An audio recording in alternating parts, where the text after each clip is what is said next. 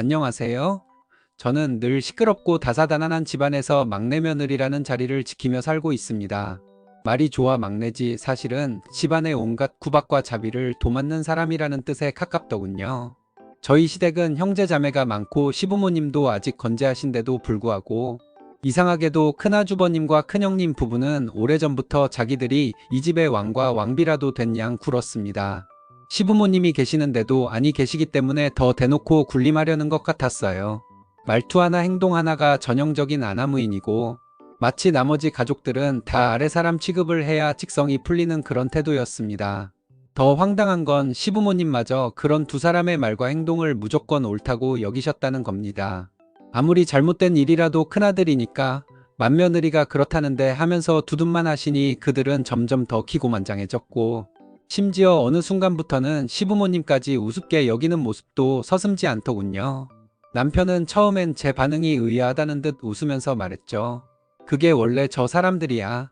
예정된 수순이었어. 그 말이 그렇게 무기력하게 들릴 수가 없었습니다. 예정된 수순이라니요. 그건 곧 앞으로도 바뀌지 않을 것이라는 뜻이잖아요. 그런 말을 듣고 나니 처음부터 이 집안이 어떤 구조인지 내가 어떤 위치에 설지 이미 정해져 있었구나 하는 생각이 들더라고요. 그 현실을 가장 적나라하게 느꼈던 순간이 바로 제 결혼식 날이었습니다. 행복하고 설레어야 할 그날 큰형님은 시종일관 저를 째려봤습니다. 축하하러 온 사람의 눈빛이라기보다 못마땅하고 불쾌하다는 감정을 숨기지도 않은 얼굴이었죠.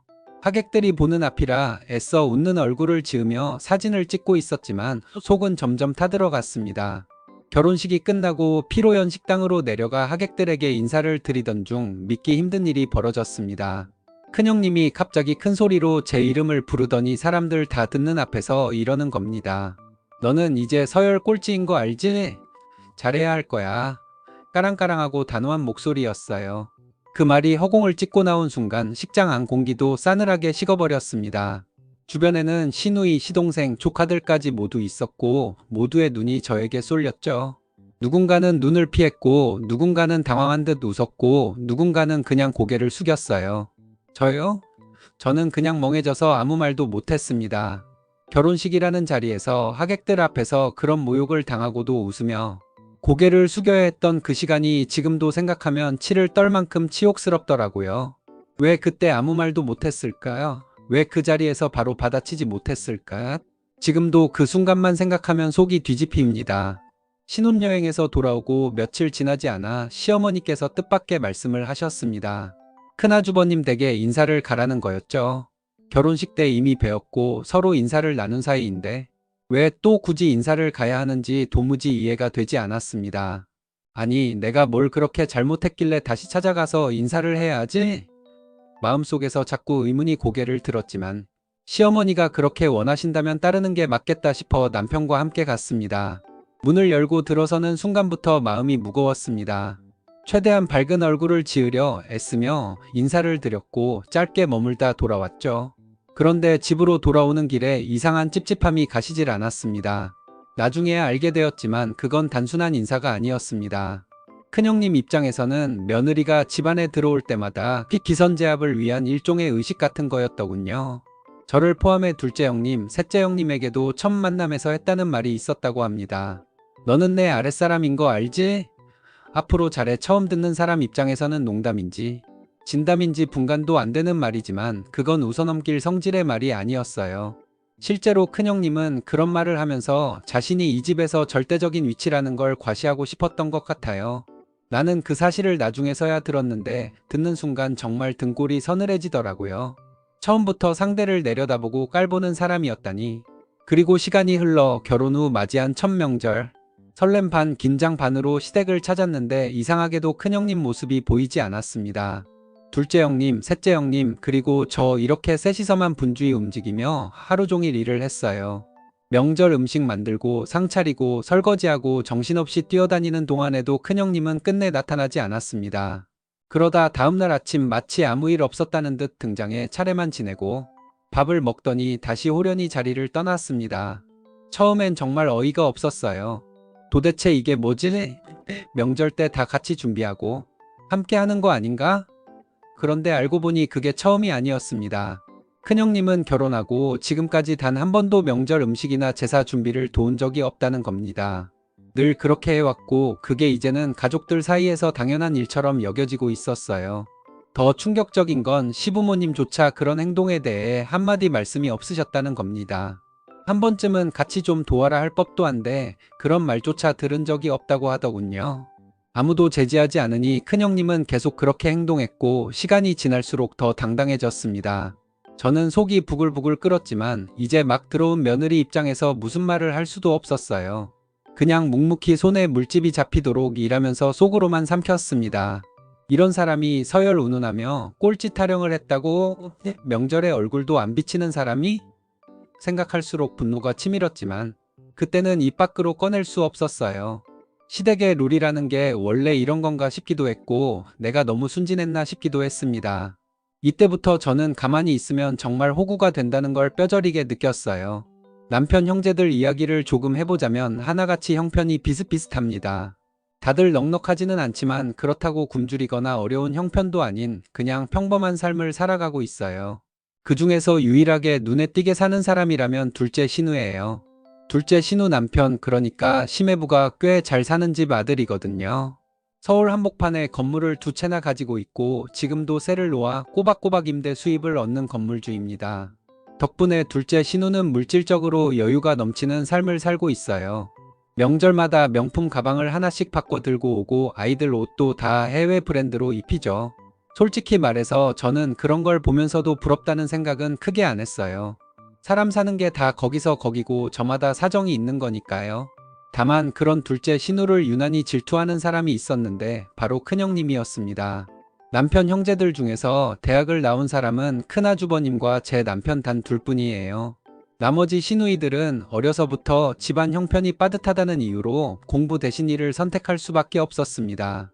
큰 신우와 둘째 신우는 고등학교를 졸업하자마자 바로 일을 시작해본 돈을 집에 보태고 심지어 큰아주버님의 학비와 용돈까지 보탰다고 합니다. 그렇게 어린 나이에 자기 꿈도 접고 가족을 위해 희생했던 누나들과 여동생이 있었기에 큰아주버님이 대학에 진학할 수 있었던 건데 정작 당사자는 그런 사실에 대해 고마움을 단 한 번도 표현한 적이 없다고 해요. 사람이라면 마음 한구석에라도 미안함이나 감사함이 남을 법도 한데 큰아주버님에게 그런 건 찾아볼 수조차 없었습니다. 오히려 당연한 일처럼 여기고 집안이 나한테 투자한 거지, 이런 식의 태도를 보였다고 하더라고요. 더 어이없는 건 그 이유였습니다. 큰아주버님은 대학 졸업 후 사업을 한다며 이 일 저 일 손을 댔는데 번번이 실패를 거듭했습니다. 처음에는 다들 한 번쯤은 그럴 수 있지 하며 위로했지만 2번, 3번 실패가 거듭될수록 손실 규모도 커졌어요. 문제는 그 손실을 메우기 위해 시부모님 재산을 계속 끌어다 썼다는 겁니다. 처음엔 적은 돈으로 시작했지만 나중에는 시부모님이 평생 모아온 돈까지 몽땅 사업 자금으로 들어갔고 결국 집 한 채만 남기고 모두 사라졌습니다. 그렇게까지 했으면 조금이라도 책임감을 느끼고 몸을 낮출 법도 한데 큰아주버님은 오히려 더 뻔뻔해졌어요. 제가 가장 충격받았던 건 이미 가진 것도 거의 없던 시어머니에게까지 손을 벌린 일화였습니다. 어느 날 큰형님이 어렵다고 당장 급히 돈이 필요하다고 찾아와서는 조금만 도와달라고 했다고 해요. 시어머니는 손에 끼고 있던 금반지를 빼서 내주셨답니다. 그마저도 몇십만 원 안 되는 금액이었을 텐데 그걸 받아가던 큰형님 얼굴에는 미안함이란 게 전혀 없었다고 합니다. 당신 아들이 사업해서 성공하면 다 보답하겠다, 이런 말을 늘어놓으며 당당하게 받아갔다고 하더군요. 그 얘기를 들으니 정말 피가 거꾸로 솟는 것 같았습니다. 시부모님의 인생을 통째로 빨아먹다시피 한 사람인데 그 얼굴에 반성은 없고 당당함만 있다니 세상에 이런 철면피가 또 있을까 싶었어요. 남편이 집안 막내라 그런지 저는 시어머니를 배웠을 때부터 왠지 모르게 할머니 같은 느낌을 받았습니다. 첫인상부터 참 따뜻했어요. 돌아가신 외할머니 생각이 절로 날 만큼 다정하고 정이 많은 분이셨거든요.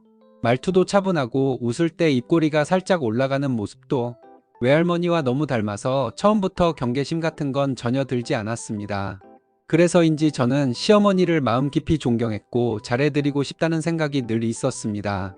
시어머니가 저희 집에 오실 때마다 어머님 앉아 계세요, 제가 다 할게요 하면서 집안일을 도맡아 했고 시댁에 가도 손 하나 까딱 못하게 했죠. 연세도 많으시고 체구도 작으신 분이 무거운 냄비 들고 부엌을 오가시는 모습을 보면 마음이 짠해졌거든요. 제 친정엄마 대하듯 자연스럽게 챙기게 됐습니다.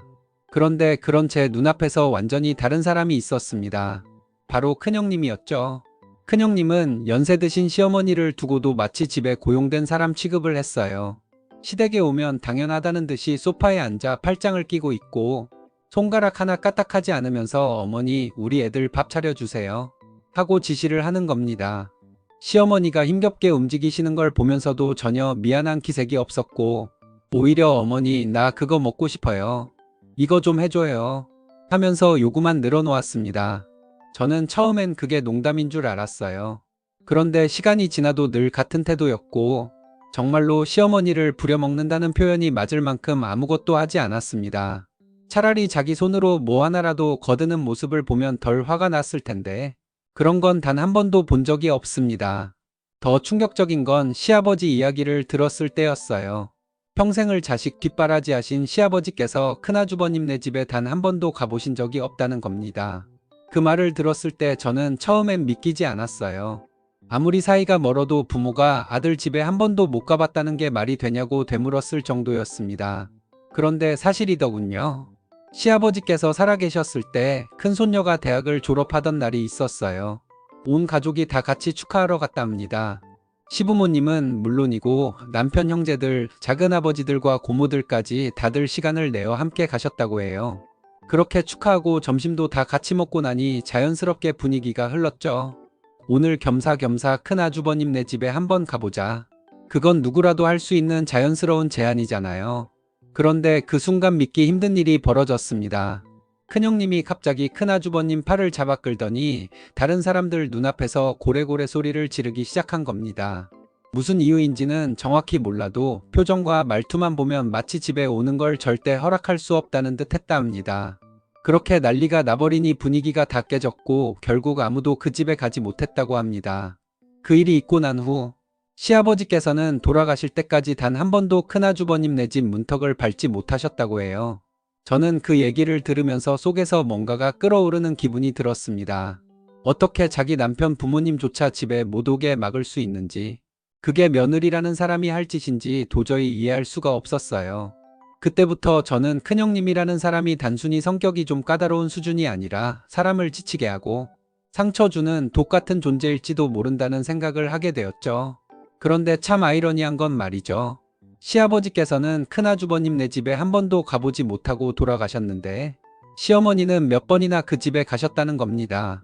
놀랍게도 그건 따뜻한 초대가 아니라 부려먹기 위한 호출이었어요. 큰아주버님 부부가 여행이라도 간다 하면 꼭 시어머니를 불러다가 자기 딸들 밥을 해먹이게 했다 합니다.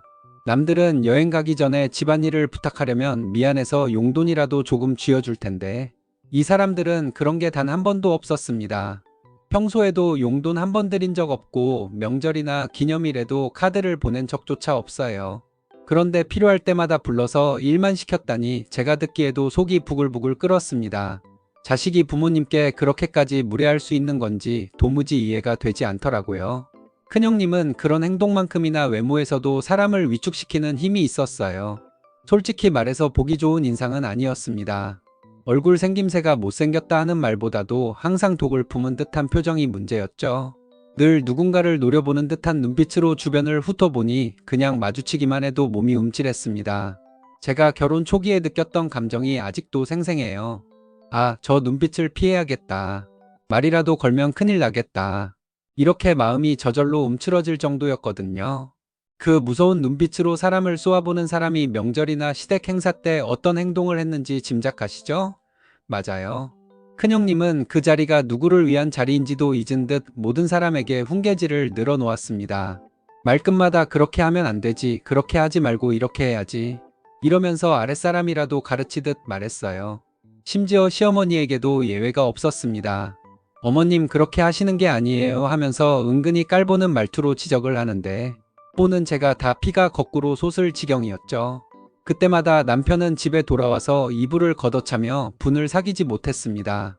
그때 그냥 엎어버리고 올 걸 그년 싸대기 한 방을 날려버릴 걸 하고 이를 갈며 후회했죠. 하지만 막상 그런 말이 행동으로 나오진 않았습니다. 아마도 오랫동안 쌓여온 가족 간의 질서와 분위기가 남편의 분노를 눌러버린 탓이겠죠. 큰아주버님 부부는 이미 오래전부터 시부모님까지도 자기들 아래라고 생각하고 살던 사람들이었습니다. 하물며 동생들은 어땠겠어요? 말할 것도 없이 무시당하고 지시받고 꾸중 듣는 대상일 뿐이었습니다. 결혼하자마자 큰형님은 시누이들과 시동생들에게 반말을 쓰기 시작했고 이름을 불렀으며 너 이거 좀 해라. 그건 왜 그렇게 하니? 하며 손짓발짓으로 지시를 내렸습니다. 처음엔 다들 어이가 없었겠죠. 하지만 시어머니가 항상 장난 편만 들고 어떤 상황에서도 큰형님 부부를 두둔하는 모습을 보면서 결국 모두가 지쳐갔습니다. 어느 순간부터는 한숨만 쉬고 그래 그냥 저 사람 말대로 해라 하며 포기하고 사는 게 마음 편한 길이라고 체념해버린 겁니다. 남편도 그랬고 다른 형제들도 모두 마찬가지였어요. 그렇게 집안 전체가 큰형님 부부 중심으로 굴러가게 되었고 누구 하나 제대로 된 저항조차 하지 못한 채 오랜 시간이 흘러버린 겁니다. 시어머니 생신날이 다가오자 예상치 못하게 큰형님에게서 연락이 왔습니다. 어디 뷔페로 오라고 시간까지 정확하게 찍어서 말이죠. 늘 본인이 중심이라는 듯이 명령조로 말하는 큰형님 말투가 기분을 좀 상하게 했지만 그래도 생신날이니 웃는 얼굴로 가야지 싶어 남편과 함께 약속한 장소로 향했습니다. 그런데 막상 가보니 거기에는 시부모님과 둘째 시누네 그리고 큰아주버님네만 와 있었습니다. 다른 형제들은 그림자도 보이지 않았어요. 그때 저는 무언가를 직감했습니다. 이 집안의 균열이 이미 오래전에 시작됐다는 걸요. 남편 말로는 그때부터 다른 형제들이 큰아주버님 부부를 아예 상종도 하기 싫어했다고 하더군요. 그 자리에 앉아있는 남편 표정은 처음부터 끝까지 좋지 않았습니다. 평소엔 조용하고 온화한 사람이지만 그날만큼은 속이 부글부글 끓고 있었어요. 아무리 큰형이 밉고 보기 싫어도 어머니 생신날만큼은 얼굴을 비추는 게 도리 아니냐고 남편은 다른 형제들과 누나들에게 전화를 걸어 소리치듯 따졌습니다. 전화기 너머에서 고성이 오갔고 한동안 분위기가 싸늘했죠. 하지만 그 덕분인지 이후로는 다들 생신날만큼은 어떻게든 참석하려는 분위기가 만들어졌다고 합니다.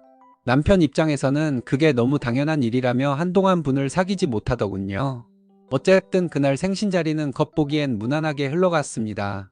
뷔페에서 모두가 밥을 먹고 준비한 케이크도 자르고 시부모님께 용돈도 드렸어요. 다들 웃고 있었고 저도 그 순간만큼은 그래 가족이란 이런 거지 하고 마음이 따뜻해졌습니다. 그런데 이 따뜻한 분위기는 오래가지 못했습니다. 식사가 끝나갈 무렵 큰형님이 슬쩍 밥값이 생각보다 많이 나왔네. 아이고 내가 이거 괜히 계산했나 하고 투덜대기 시작하더니 결국에는 기분을 싸하게 만들고 말았어요. 마치 자기가 생색낼 만큼의 희생을 한 것처럼 말이죠. 그리고 그날 저녁 집에 돌아온 저에게 황당한 문자 한 통이 도착했습니다. 보낸 사람은 다름 아닌 큰형님이었습니다. 문자에는 다짜고짜 식대의 3분의 1 금액과 함께 본인 계좌번호가 적혀 있었어요. 입금 부탁해. 이 한마디 없이 계좌번호와 금액만 덜렁 써서 보낸 그 문자를 보고 저는 눈을 의심했습니다. 도대체 이게 무슨 경우인가 싶더라고요. 자기가 계산했다고 생색은 다 내놓고 뒤에서는 돈을 나눠달라? 너무 황당해서 말이 안 나올 정도였습니다. 저는 이게 도대체 무슨 상황인지 이해가 안 돼서 둘째 신우에게 전화를 걸었습니다. 그런데 둘째 신우도 똑같은 문자를 받았다고 하더군요. 형님이 보낸 거 나도 받았어. 돈은 보낼 수 있지. 근데 너무 괘씸해서 못 보내겠어. 둘째 신우의 말투엔 억눌린 분노가 묻어 있었습니다. 그리고 저에게도 단단히 말하더군요. 절대 보내지 마. 보내면 저 사람은 다음에도 이런 식으로 할 거야. 그 말에 저도 고개를 끄덕였습니다. 생각해보니 맞는 말이었어요. 저렇게 당당히 계좌번호를 보내는 사람에게 한 번이라도 돈을 보내면 앞으로도 똑같은 일이 반복될 게 뻔했습니다.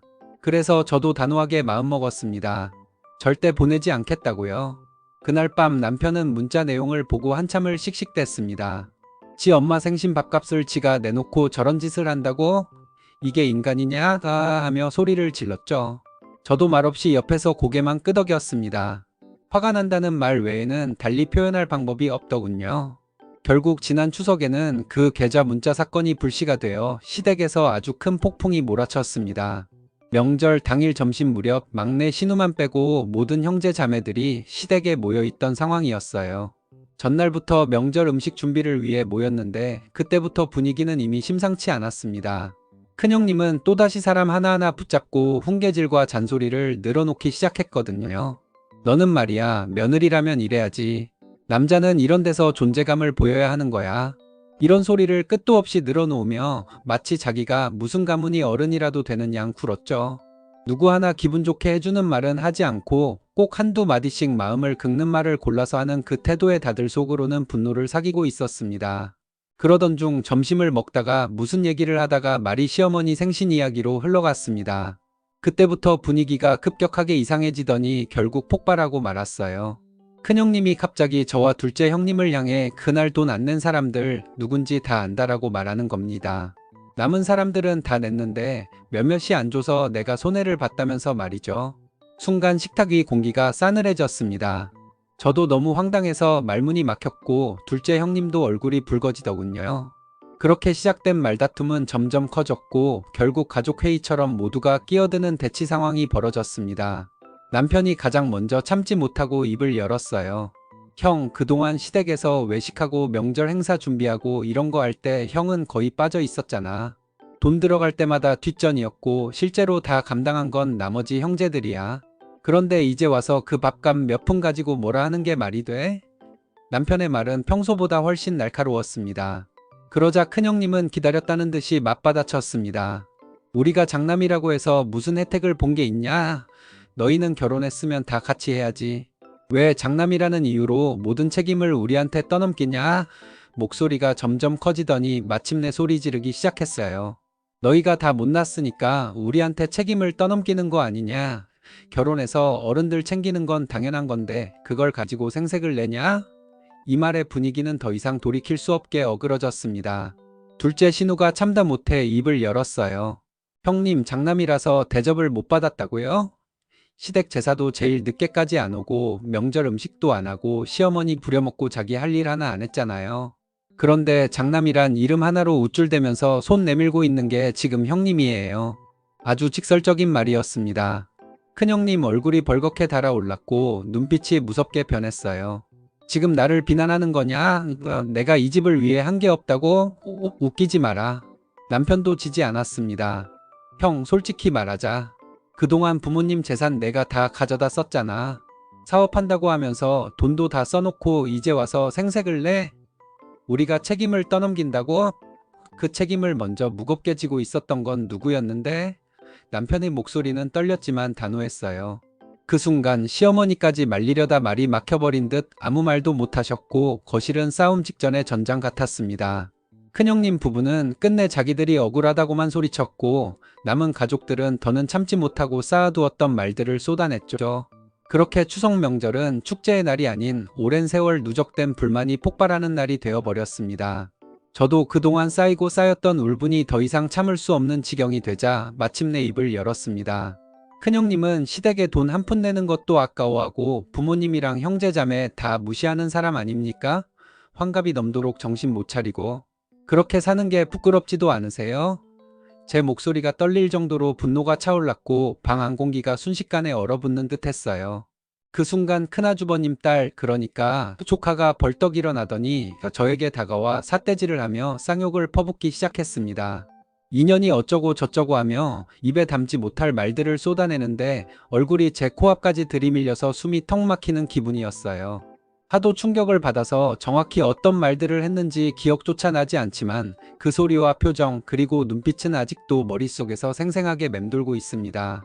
더 황당한 건 그 다음이었어요. 그 조카가 저를 향해 삿대질을 하다가 돌연 저희 남편을 바라보며 삼촌, 나 오늘 인연 한 대 쳐도 돼? 이러는 겁니다. 순간 제 심장이 멎는 줄 알았어요. 이게 진짜 현실에서 가능한 말인가 싶을 만큼 귀를 의심했죠. 제 남편도 그 말에 완전히 이성을 잃은 듯 보였습니다. 그는 말도 없이 벌떡 일어나 조카의 뺨을 5대 넘게 연달아 때렸습니다. 맞을 때마다 찰싹거리는 소리가 울려 퍼졌고 방 안은 아수라장이 되었습니다. 너무 충격적인 장면이라 누구도 처음엔 말리지도 못했어요. 결국 다른 아주버님들이 황급히 달려들어 남편을 붙잡고 간신히 조카와 떨어뜨려 놓았습니다. 그러자 이번에는 큰아주버님이 소리를 지르며 달려들더군요. 이 새끼야, 저 새끼야, 다 큰애를 네가 어떻게 때리냐. 입에서 쉴 새 없이 욕설을 퍼부었어요. 그 말에 제 속이 다시 뒤집어졌습니다. 저는 한치도 물러서지 않고 큰아주버님을 똑바로 바라보며 외쳤습니다. 어디 결혼한 동생한테 이 새끼 저 새끼라고 욕을 합니까? 패륜 짓을 하는 조카가 삼촌에게 맞은 게 당연한 거예요. 오히려 감사해야죠. 남이면 경찰에 신고당할 일입니다.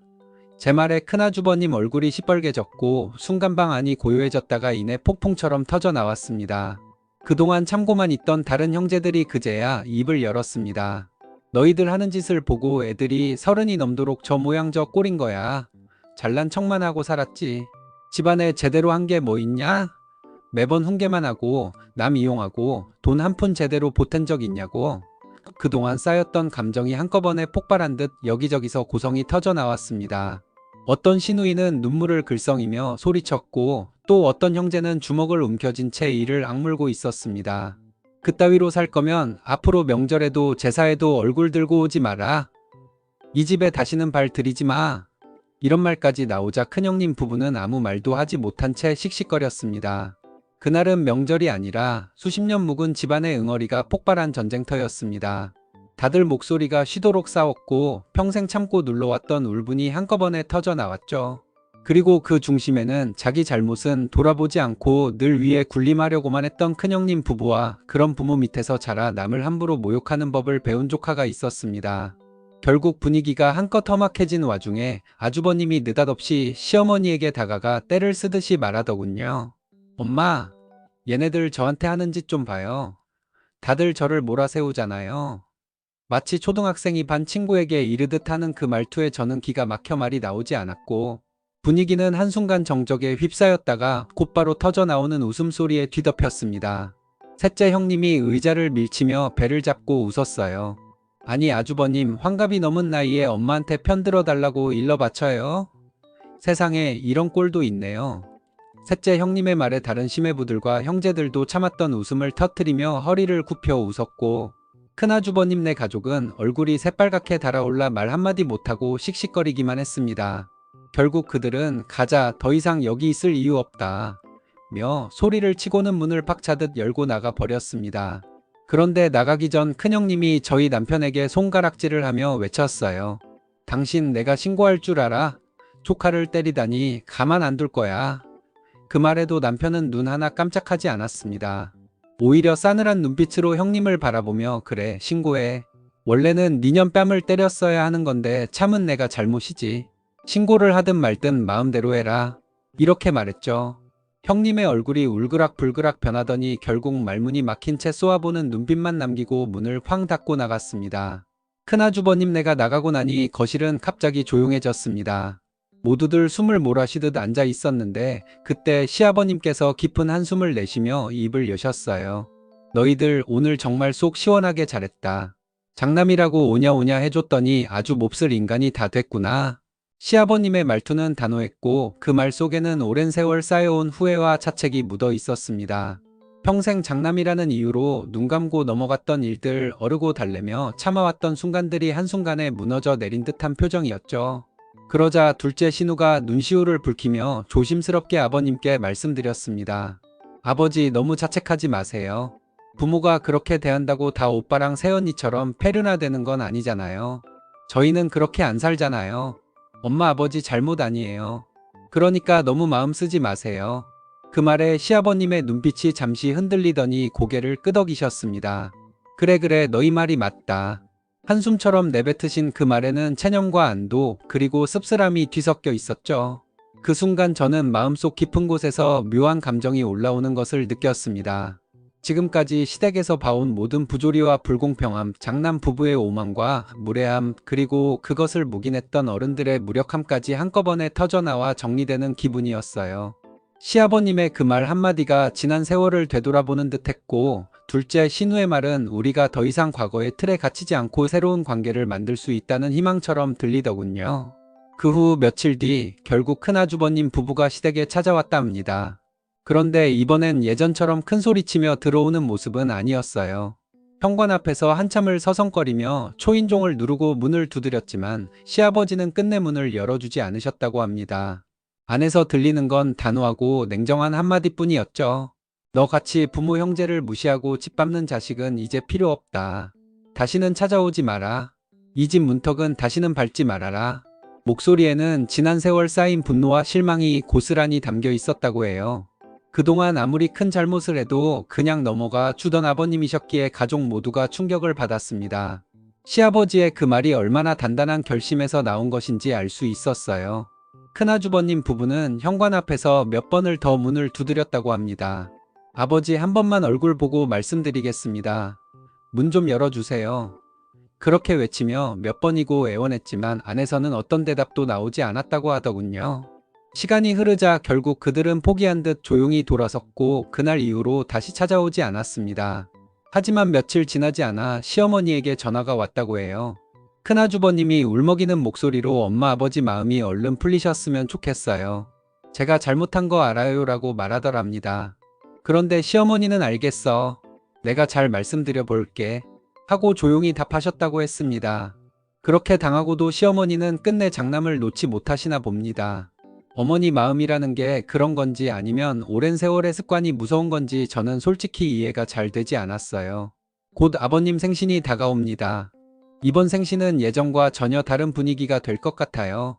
남편도 그렇고 다른 형제들도 모두 이를 갈고 있습니다. 오기만 해봐라. 아버지 생신이고 뭐고 그 자리에서 끝장을 보겠다.